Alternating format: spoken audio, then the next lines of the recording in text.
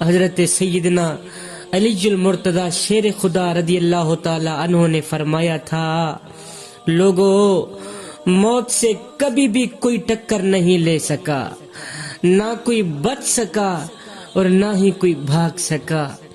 بڑے بڑے پہلوانوں نے موت سے پنجہ آزمائی کی، پھر موت نے کیا کیا، ان پہلوانوں کے پنجوں کو مروڑ کر خاک میں ملا دیا۔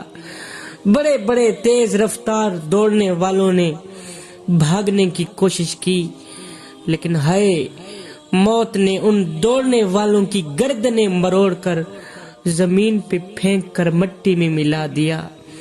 آپ کبھی قبرستان میں جا کر دیکھیے گا کہ وہاں وہ پہلوان پڑے ہیں جن کے سامنے لاکھوں پہلوان ہار گئے، جن کے سامنے لاکھوں رستم ہار گئے۔ بڑے بڑے زور آور، بڑے بڑے طاقتور ان کے آگے گھٹنے ٹیک کر بیٹھتے تھے۔ ہے موت نے آ کر اس طرح ان کی گردنیں مروڑی کہ آج وہ پہلوان جسم پہ پڑی مکھی بھی نہیں ہٹا سکتے۔ موت نے ان کی طاقت کو چھین لیا، ان کی قوت کو چھین لیا، ایک ایسی بند اور سنسان کوٹھڑی میں جا سلایا جہاں کوئی دکھ سننے والا نہیں، کوئی درد سننے والا نہیں۔ ہائے ہائے کے علاوہ اور افسوس کے علاوہ اور کچھ بھی نہیں رہا۔ جوانو، خدا کے لیے موت کی تیاری کر لو قبل اس کے کہ تم اٹھا لیے جاؤ، تمہاری آنکھیں بند کر دی جائیں۔ اس سے پہلے توبہ کر کے اپنے اللہ کے ساتھ اپنا معاملہ درست کر لو۔ جوانو، دنیا میں کوئی بھی گھر سلامت نہیں رہنے والا، کوئی بھی گھر سلامت نہیں رہنے والا۔ ہے تم نے اپنا گھر کتنے شوق سے بنایا ہے، لیکن کتنی حسرت کی بات ہے، کتنی افسوس کی بات ہے کہ چند دنوں بعد تمہارے عزیز و اقربا تمہیں اس گھر سے اٹھا کر مٹی اور کیڑوں کے گھر جا سلائیں گے۔ وہاں تمہاری کوئی ہائے ہائے سننے والا نہیں ہوگا کہ ہم نے کتنے ارمانوں سے گھر بنایا تھا، ہائے ہمارے اپنوں نے اٹھایا، اپنوں نے اٹھایا، ایک ایسی سنسان خوفناک کوٹھڑی میں جا سلایا جہاں کوئی فریاد سننے والا نہیں ہے، جہاں کوئی درد سننے والا نہیں ہے۔ ہائے جاندی واری ڈرونا بنیو تے ہاتھ نہ لاندے ڈردے، جنہ لئی تے پاپ کمائے اج کتھے نہیں تیری گھر دے۔ جوانو، یہ دنیا زندہ لوگوں کے لیے مقام ہے، مرنے والوں کے لیے کوئی مقام نہیں۔ حلال و حرام کی تمیز کیے بغیر سونے کے محل بنانے والوں، وہ دن آنے والا ہے کہ تمہیں کوئی بھی یاد نہیں کرے گا، کوئی بھی یاد نہیں کرے گا کہ کس نے یہ گھر بنایا تھا۔ قبریں بھول جائیں گے، لوگ تمہارے نام بھول جائیں گے۔ کوئی بن گیا رونق پکھیاں دی، کوئی چھوڑ کے شیش محل چلیا، کوئی پلیا ناستے نخریاں وچ، کوئی ریت گرم تے تھل چلیا، اور کوئی بھول گیا مقصد آمن دا، کوئی کر کے مقصد حل چلیا۔ اتھے ہر کوئی فرید مسافر ہے، کوئی اج چلیا کوئی کل چلیا۔ تو قبل اس کے کہ ہماری آنکھیں بند کر دی جائیں، جوانو، آج تمہارے پاس وقت ہے مالک کی چوکھٹ پہ آ کر آخرت کے لیے کچھ اکٹھا کرنے کا۔ یہ زندگی کے لمحے تیرے اور میرے لیے غنیمت ہیں صاحب، انہی لمحوں میں ہم کچھ کر لیں، انہی لمحوں میں کچھ اکٹھا کر لیں، انہی لمحوں میں خدا کی یاد اور محبت کے دیے اپنے دل میں جلا لیں۔ معلوم نہیں پھر فرصت ملے نہ ملے، معلوم نہیں پھر یہ زندگی کے لمحے ملے نہ ملے۔ آج ہمارے پاس وقت ہے کریم رب کی چوکھٹ پہ آ کر اپنی آنکھوں سے آنسو بہا کر اللہ کے ساتھ اپنا معاملہ درست کرنے کا۔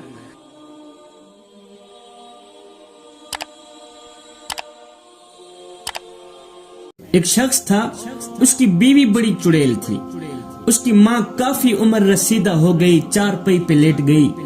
چارپائی پہ پڑی اس بڑی ماں کو بیماری بھی کچھ اس طرح کی لگی کہ وہ ہر وقت کھانستی رہتی تھی۔ وہ بڑی ماں کھانستی تھی تو اس کی چڑیل بہو غصہ کیا کرتی تھی، گالیاں دیا کرتی تھی، ساتھ میں کہتی ہو کم بخت تو کب مرے گی، وہ دن کتنے بھاگوں والا ہوگا جس دن تیرا جنازہ نکلے گا۔ چڑیل بہو ہر وقت دعائیں کرتی رہتی، یا خدا اسے مار دے، میری اس سے پتہ نہیں کب جان چھوٹے گی۔ جب بڑھیا نہ مری تو اس چڑیل بہو نے اپنے شوہر کو بلایا، کہا یا تو مجھے اس گھر سے نکال دو یا پھر اس بڈھی عورت کو اپنے ہاتھ سے مار دو، میں تیری اس بڈھی ماں سے کافی تنگ آ گئی، یا تو مجھے اس گھر سے نکال دو یا پھر اپنی اس بڈھی عورت کو اپنے ہاتھ سے مار دو، اور ہاں اس کے مارنے کا مشورہ بھی میں تجھے دیتی ہوں۔ اس کم بخت بیٹے نے کہا کس طرح مارا جائے اس بڈھی عورت کو؟ اس چڑیل بیوی نے کہا کہ رات کے دوسرے پہر اس بڈھی ماں کو اپنے کندھے پہ اٹھانا، سامنے دریا کے درمیان تک جانا، جب دریا کا پانی تیرے کندھوں تک آ جائے وہاں اس کو چھوڑ دینا، یہ خود بخود ہی مر جائے گی، بس یہی حل ہے اس سے جان چھڑانے کا۔ استغفر اللہ۔ جب رات کا دوسرا پہر آیا تو چڑیل بیوی کے کہنے پر اس کم بخت بیٹے نے اپنی جنت کو اٹھایا، اپنی ماں کو اٹھایا، دریا کی طرف چل دیا۔ جب دریا کے درمیان تک جا پہنچا، جب پانی کندھوں تک آیا تو یہ بوڑھی ماں کو پھینکنے ہی والا تھا کہ بوڑھی ماں نے ایک دم ٹھنڈا سانس لیا اور ساتھ میں کہا بیٹے واپسی میری ایک بات پہ عمل کرتے جانا، ایک بات پہ عمل کرتے جانا۔ کہا بیٹے تیرا جہاں پیر ہو میرے لال کی وہیں خیر ہو، جس راستے سے ہم یہاں دریا تک پہنچے ہیں بیٹا اسی راستے سے ہرگز واپس نہ جانا، اب دوسرے راستے پہ جانا، اسی راستے سے واپس ہرگز نہ جانا۔ بیٹے نے کہا ماں اب دوسرے راستے سے واپس اپنے گھر کیوں جاؤں؟ تو ماں نے کہا بیٹا اس لیے کہ اسی راستے پہ بھیڑیے زیادہ رہتے ہیں، اسی راستے پہ بھیڑیے زیادہ رہتے ہیں، چلو آتے ہوئے تو میں دعا کرتی رہی کہ یا خدا میرے لال کی حفاظت فرمانا، اب بیٹا واپسی اسی راستے پہ گزر کے ہرگز نہ جانا، دوسرا راستہ لے کے جانا، کہیں ایسا نہ ہو کہ میرے لال کو بھیڑیے چیر پاڑ کر کھا جائیں، بیٹا میں تو مر کے بھی چین نہیں پا سکوں گی، میں تو مر کے بھی سکون نہیں پا سکوں گی، کہیں ایسا نہ ہو کہ میرے لال کو بھیڑیے نہ کھا جائیں۔ بیٹا خدا کے لیے اب اسی راستے سے واپس نہ جانا، دوسرا راستہ لے کے جانا، کسی اور راستے سے واپس چلے جانا، اور جا اللہ تیری حفاظت فرمائے، تو خیریت سے واپس اپنے گھر جا۔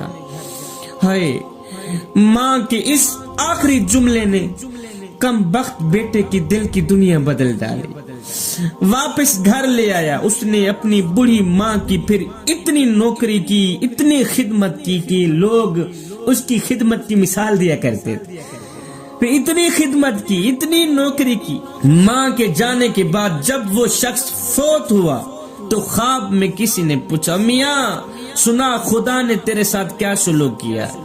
اس نے کہا میرے پاس کوئی بھی نیک عمل نہیں تھا، فرشتے مجھے جہنم میں لے کے جا رہے تھے، گھسیٹ کے جہنم کی طرف لے کے جا رہے تھے کہ میری بوڑھی ماں نے میرا ہاتھ پکڑ لیا، اپنے ہاتھ میں میرا ہاتھ پکڑ کر کہا اسے کہاں لے کے جا رہے، اسے کہاں لے کے جا رہے ہو؟ جہنم کی طرف لے کے جا رہے، اور میرے لال کو جہنم کی طرف لے کے جا رہے، تمہیں پتہ نہیں ہے یہ میرا لال ماں کا خدمت گار ہے۔ اللہ اکبر، تمہیں پتہ نہیں یہ ماں کا نوکر ہے، یہ ماں کا خدمت گار ہے۔